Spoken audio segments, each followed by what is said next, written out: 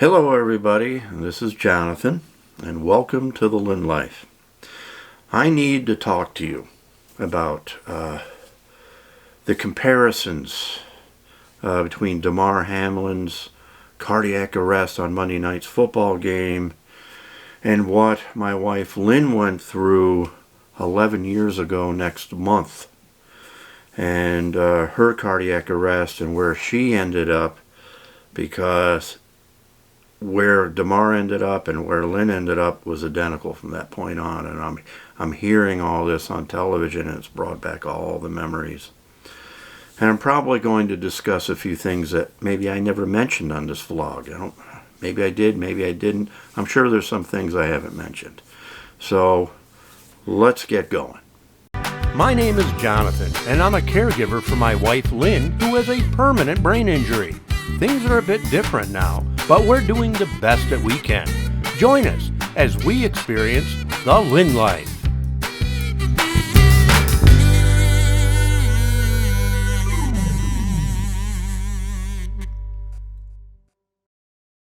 Well, as many of you know, I am a Buffalo Bills fan. You've seen me wear this hat many times during the vlog. And Monday night I was watching the game, as I always do. In fact, I was texting with my friend Gene, who was down in Florida. We watched the game kind of together, and we text back and forth. And then Damar got injured. And we all know what that's about. A cardiac arrest. And as they started talking about this that night, I stayed on. I was very interested once I heard it was a cardiac arrest, because that's what my wife Lynne went through February 9th, 2012. Next month, it'll be 11 years. And as they talked about what he was going through, and they brought him to the hospital, and they put him to sleep, and they had a tube down his throat and all that, that's exactly what Lynne went through. That's exactly where Lynne was. And then there was the fear that he would have an anoxic brain injury, because that's exactly what Lynne has.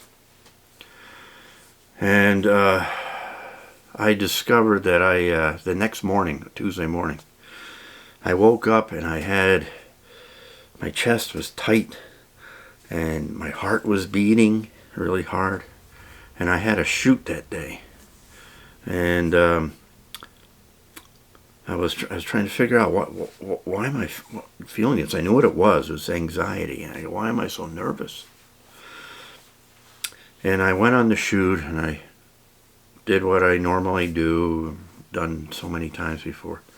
And that feeling went away. My mind wasn't on it. It was about Damar. That's what was causing my anxiety. I didn't sleep well that night.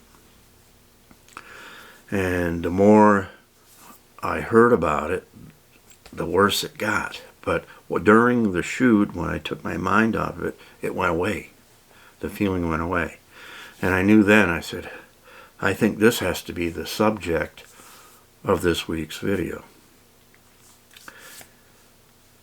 The comparison, obviously Lynne wasn't on a football field, you know. The reason that Lynne went into cardiac arrest and the reason that Damar went into cardiac arrest are two different things.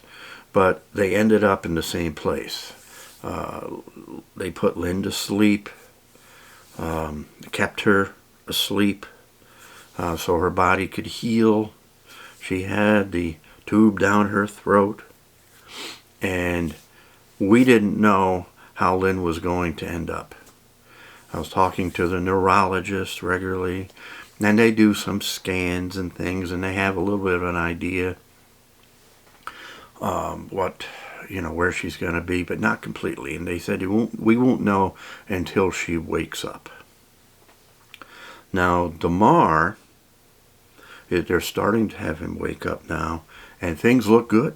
He's got some things going for him that Lynne didn't have. One, his age. He's much younger. He's only 24 years old. And he's an athlete. He's in great shape. And the other thing is he had emergency personnel right there, ready to go. And they saved his life. And if there's no anoxic brain injury for Damar, which I hope he doesn't experience that, it's because of their quick actions. An anoxic brain injury, for those of you who don't know, is when you go into cardiac arrest and it stops pumping blood to the brain, which brings oxygen to the brain. And that causes injuries, and they can be permanent injuries, and that's what Lynne suffers, permanent injury from the lack of oxygen to the brain. And if you don't know what's happened, I know I've mentioned before, but if you're new to the channel, I was not home. I was at work, and our son Justin, who was only 12 years old at the time, had just gotten home from school before she went into cardiac arrest. And so he saved her life. He got her cell phone, called 911. He got his cell phone out and called me. It was his quick actions that saved her life. Because if we had gone a minute or two longer, Lynne wouldn't be here, and I wouldn't be talking to you right now. At least not about this. And so, but from then on, from that point on, it's so identical to what Damar Hamlin has gone through and his family has been going through. I can totally relate to them. I'm so glad, so relieved. I'm glad. I'm shooting this on Friday. I've waited till Friday to shoot this, and I'm glad I did, because now I know that Damar is doing better. So I feel like now is the time to talk to you about it. And so Lynne was still unconscious. They kept her asleep, and they told me one afternoon or evening that they feel that she was ready. They're ready to start letting her wake up, and they're going to take the tube out. Now, Damar had some breathing problems. I don't remember Lynne having breathing problems. So they took the tube out, and they told me to go home, go to bed, that she wasn't going to wake up immediately. So I did. I went to bed, and then next morning I got up. Justin was returning to school, and because he had been out of school for several days while this all happened, and he went back to school. He got him on the bus, and I headed to the hospital, and I stopped at a Dunkin' Donuts and picked up a coffee. And I went to the hospital and went up to her room, and I always get emotional over this. There was a nurse, at least one nurse in the room, and Lynne was awake. And I walked to the front of the bed, and she looked at me. And now, previous to this, I didn't know if she would even recognize me. I didn't know to what extent this brain injury would cause her to forget things. But she looked me right in the eye, and she said, "Where's my coffee?" The nurse laughed. I cried, because she knew who I was, and she said something that she would have said weeks before. If I had picked up a coffee and didn't get one for her, she would have said that. So that told me that, okay, she can speak, she knows who I am, things are much better. But we still had a long ways to go after that, as does Damar. Damar has a ways to go. But I believe now, thank God, his recovery is going to be a lot better than Lynne was. It took 6 months to get Lynne home. And this happened in February. She didn't get home till August. And there were many, many steps. From that hospital bed there she went to her first rehab facility. It was out in Albany. It was an hour and a half, 2 hours away. I took a leave of absence from work, and so that I can devote all my time to her care, and I would go out there every day. And that's where she began to learn to walk again. That's where I learned how to care for her, and a lot. It was an awful lot we learned there. But she still wasn't ready to go home, so then she went to another facility closer to our home. One was, I don't know, there's between subacute and acute. One was subacute, one was acute care, I don't know. But insurance would pay for both, but it didn't matter. So anyways, wherever she ended up in an in-house rehab facility near our home. And she was there from like March or beginning of April all the way to August. And there was a woman there that helped coordinate things, like insurance and everything. And I learned so much from her, and she did such a great job, because I needed to figure out, how was I going to care for Lynne? How was I going to continue with my job so I could provide for my family? I didn't know how I was going to do all that. So it took time, and fortunately I live in New York State, and Medicaid in New York State will pay for home health aides, because it's actually cheaper for someone with an anoxic brain injury or something like that to be home. It's cheaper to be home than it is to be in a nursing facility. So Medicaid will pay for the home health aid service. So, but it takes a lot of paperwork and time to get that all through. So I had to apply for all this, and I contacted our state senator. I emailed him. I wrote this very lengthy email, I remember.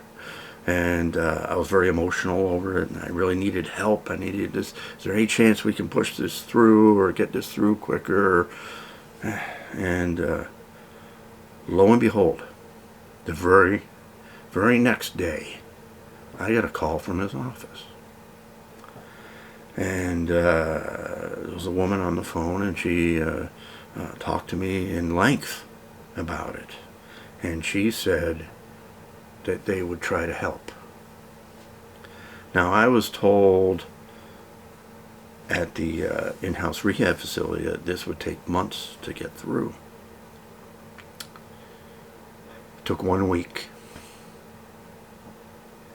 1 week to get the approval so that I could proceed. There was another person out in Syracuse I had to talk to, and then I had to pick a healthcare facility or like a facility that would offer home health aides. I had to pick that and contact them, and then there was still a lot of paperwork and all kinds of stuff I had to go through. But eventually, with the help from a lot of different people, we got Lynne home in August. And she was then as she is now. Things haven't changed much. But since then, yes, I got her horseback riding, and I learned to be able to take her on trips and things like that. I'm still learning. And it's not easy.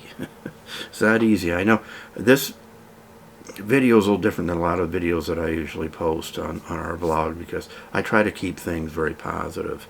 But the truth is it is positive, and Lynne makes me laugh every day. But it's still hard. We have our very difficult times, and we have our hard days, difficult days, and we have our days or things are a lot easier. But there was still a huge learning curve, and that's what Damar's family's going to have to go through. We don't know what the future is for him. But as long as he's responding like he is, I'm sure they don't care about that. That's not where they're focused. They're happy he's alive.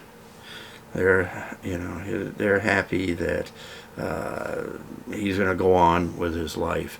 And be honest, the Anoxic Brain Injury community could use a spokesperson. So Damar, if you ever see this, become our spokesperson. We could use you. And yeah, so we're still learning, but we're doing well, just as I hope Damar and his family will. And I needed to talk about this because it all floods back, and I'm hoping that after I get this video out, the anxiety will start to leave again, because it's a hard thing. It's tough. I don't have to tell you. But if there's anybody out there that's listening to this that has gone through anything like this, leave a comment. I want to hear from you. And please leave a like on this video if you like this video. It helps the whole YouTube algorithm so that more people can see this. This is why I started this vlog, was in hopes to reach more people like me, because there were no support groups. I couldn't find any support groups. So I thought maybe I'll start my own, and I thought, well, what can I do? So when vlogging came to me, I decided I'm going to create a vlog about it. That's what I'll do. So it's kind of evolved since then, and I try to keep it positive. Sometimes it's about me and my motorcycling, or doing something else, but that's because I'm the caregiver. And despite Lynne's brain injury, life's still good. I still do things. Lynne still does things. My son is still going on with his college career and everything. So his future is bright. And Lynne is very happy with her horseback riding and doing things. Lynne is happy. This picture, the picture we used in our Christmas card, says it all. So, that's all I have to say. And we'll see you next time on the Lynne Life.